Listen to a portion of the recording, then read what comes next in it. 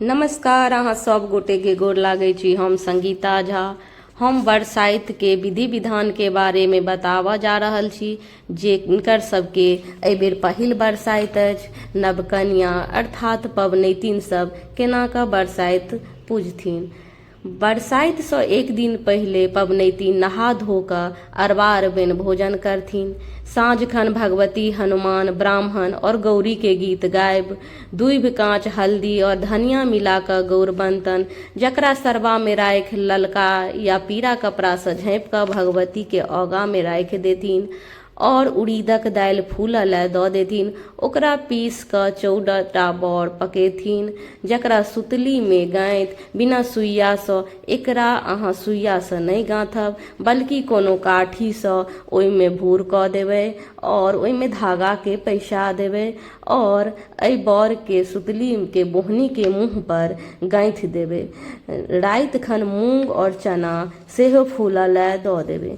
आब चलू सुनाबै छी पबनैतिन वट सावित्री के दिन कन्या कोन कोन विधि सँ पूजा करथिन और की करथिन। नवकन्या नहा धो कऽ सासुर सँ आयल वस्त्र पहिर खोइछा लऽ और भगवती के प्रणाम कऽ हाथ में साजी जइमे कन्या पुतरा रहत और माथा पर बोहनी जइमे लाबा भरल रहत, जकरा मुँह पर सुतली बांधल रहत, ओ लऽ कऽ सब संगे जेती गाछ तर।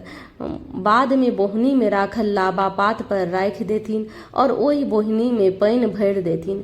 गाछ तर अहिपन रहत, एकटा अहिपन के ऊपर 7टा बियन रहत और 7टा डाली में फुलायल चना और मूंग राखल जायत और साथ में एहि बातक पातिल में दीप जरायल जायत और एकटा डाली में चाउर, जनौ, सुपारी, पैसा, फल, मिठाई आदि राखल जायत, जे पूजा के बाद पंडित के दऽ देल जाइ छनि। आम के पात पर 60 के नैवेद्य सेहो पड़ै छनि। फुलायल मूंग और फल मिठाई ओहि के नैवेद्य देवन। एकटा बियन और एकटा आम पर 5 ठम सिंदूर पिठार लगा कऽ गाछक जड़ि में राखल जायत। अहिपन पर माटिक 20 बिसहारा राखल जायत। पबनैतिन एकटा बड़ पात अपन केश में खोसथिन और सब ओरियान केला के बाद सब गौर के बियाह वाला, सासुर वाला, नैहर वाला जे राति में बनल गौर ओहि सब के नैवेद्य दऽ कऽ गौरी पूजती। एकरा बाद जांघ तर बोहनी राखि कथा सुनथिन। कथा सुनला के बाद कन्या गाछ तर रखलाहा आम साड़ी के खूंट पर राखि जल ढारती और मौली धागा बांधतीन।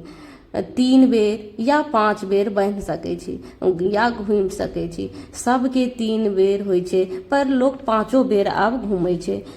फेर गाछ के तर बियन राखल जायत। 3 बेर होइक गला मिलती। आब पुतरा के हाथ सँ कन्या के सिंदूरदान हेतन। तकरा बाद कन्या सबटा नैवेद्य उसरैग 20 बिसहारा के दूध लाबा चढ़ेथिन। बोहनी में बान्हल सबटा बौर के तोड़ि कऽ फेंकथिन। बौर तोड़ैत पाछा मुँहे बौर लिया, आगा मुँहे मौर दिया। ओकरा बाद माथा पर बोहनी उठेथिन, अंगना जेती, ओहि बोहनी के पानि सँ बौर के पैर धोथिन। अंगना में ओहि दिन पबनैतिन एके टाइम खाना खाइ छथि, अनून राति में नहि खाइ छथि।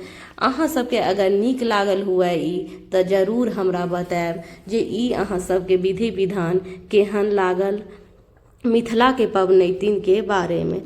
एहि बेर तो ओना बरसाइत 26 तारीख के अछि।